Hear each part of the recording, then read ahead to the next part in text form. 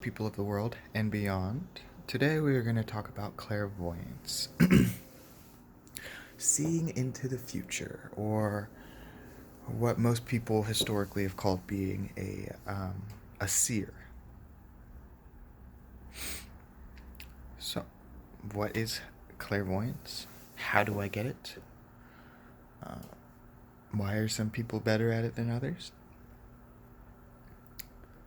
So, being able to see into the future is an ability from the inner eye or the third eye. And the power derives from a healthy diet, like drinking proper water that isn't.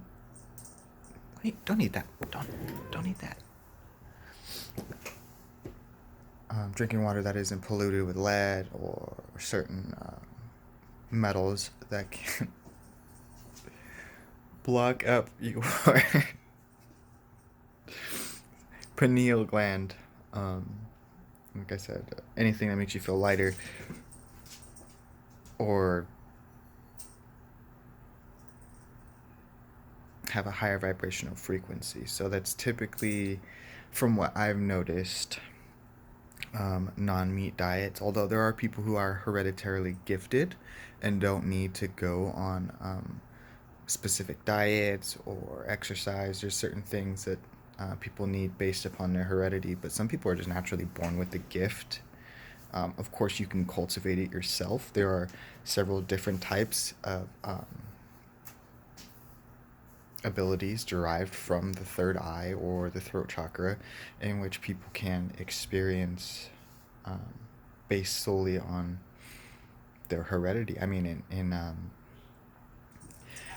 ancient Egyptian days, and and probably before that and beyond and further from there, that's a lot of the main reason why certain bloodlines were kept within the family. I know that seems weird and gross, but that's one of the reasons why, is to keep the bloodline pure, and so that most people could maintain a lot of their abilities that they have, as well as royalty. Anyhow, so how does it work? Well, the way that it works is there is the multiverse theory, which of course is difficult to prove, but based upon the multiverse theory. So the way that this works is there is one string of reality that we think we know that we are in, right? Well, underneath that one is another reality that's running parallel, right? And this reality underneath ours, we've made different choices. Maybe one choice, or maybe 5 choices, or maybe 100 different choices, right? So, what happens with both of those? Well, first of all, there's infinite amounts of realities running parallel all at the same time.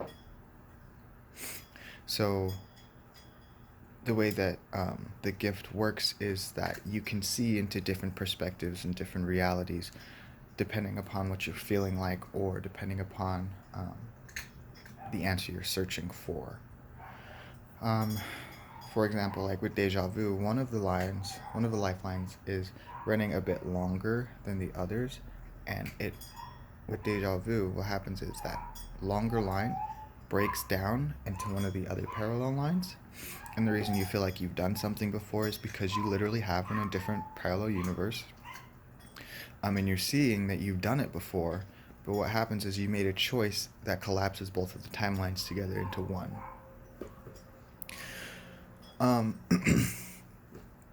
So you can use the gift if you have it. Some people are more naturally adept, of course, to see into different parallel universes if you so choose. Or what I think people do is look into the most likely candidate of a parallel universe that's very similar to ours. I mean, you could see. Here's what I'm trying to say. So say that you're in love with somebody, right? And you think you're going to marry them, and you touch their arm and you can see their future together, right? That's only one version of reality that you're seeing into the future. Technically, you could use your gift to see any future with anybody that you really wanted to and make your choice based off of that. I mean, the gift of the sight is really profound, but it's not the only one that exists that can affect the rest of your life, for example. I mean, shamans, um, some shamans, I'm not going to make the claim that all shamans have the ability, but they go off of listening to spirits, which would be clairaudience, so they can hear the spirits talking to them and make choices based off of that or their ancestors. Sorry, my cat's like running all around. Um, right. So, how do you cultivate this ability? So, one, eat a good diet, something that makes you feel lighter energetically and higher vibrational and frequency. Two, uh, drink pure water, and then you want to drink mineral water. After some time, it should clear up the junk up here. Three, meditation, and focusing on this point in your mind should help people who are not born with an imaginative personality. Imaginative personality. It's fine if you can't imagine anything at first. I couldn't. When I first started delving into it, I couldn't see anything in my mind's eye. It was just all blank. But I've come very far developing the skill. Um, let's see. 4. Avoid sugar, additives, and drugs. Yeah. Avoid sugar, additives, drugs. I know people think that doing mushrooms and LSD can intensify certain spiritual experiences, and it does, but it's a shortcut, and it's not one that has any long-term results. You will have one experience, one spiritual experience, and then go back to the level that you were before the experience. So it's not something that's just going to shave years off of your spiritual experiences. So you need to have consistent frame of mind, dietary needs, all of that needs to be cultivated for years. Let's see. Active practice.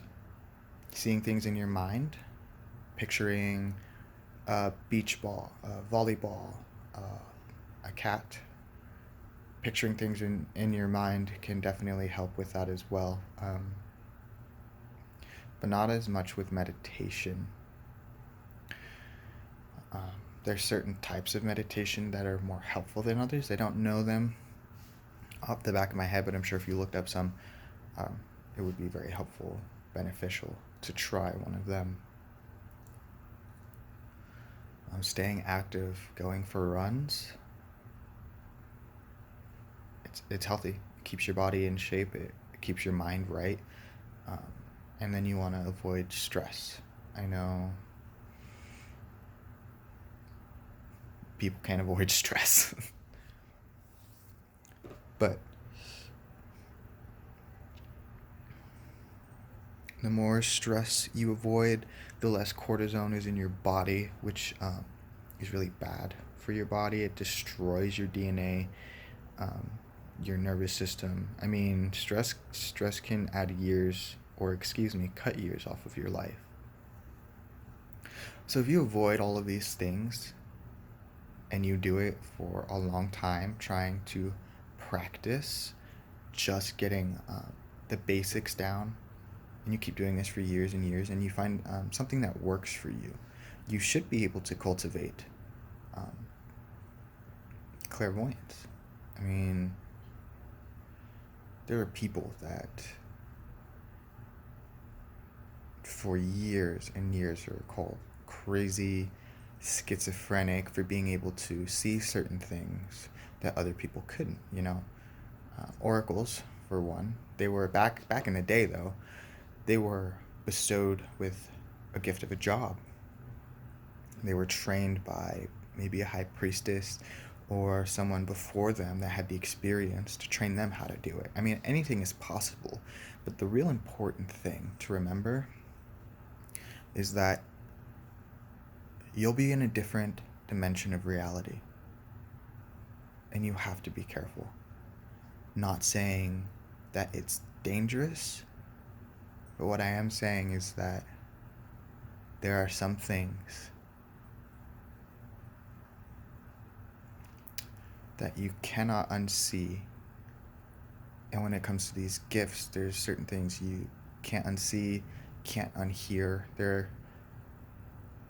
are dangerous things you will encounter from jumping from third dimension of reality to maybe the fourth or fifth dimension of reality using these kinds of gifts. And the change can cause people to go insane if you don't cultivate the right amount of practice with it. It has driven people insane. For example, people who are schizophrenic and they can see ghosts around them. That's just one part of the gift. So you really have to be careful. Be careful what you wish for, and stay healthy. And if there's something that you truly want, practice, practice, practice makes perfect. Every act of failure is one step closer to success. And with that, I will see you guys next week. Happy holidays and winter solstice. Get ready for the conjunction of Saturn and Jupiter. Should be a very interesting time. Beginning, some say, of the age of Aquarius, which I thought we were already in, but honestly, I don't know that much about it yet. So just prepare for that conjunction of the planet of spirituality and magic with Saturn, which is the planet of learning and experience. So be aware, don't be a square, and avoid bears. I don't know. Happy holidays. Bye.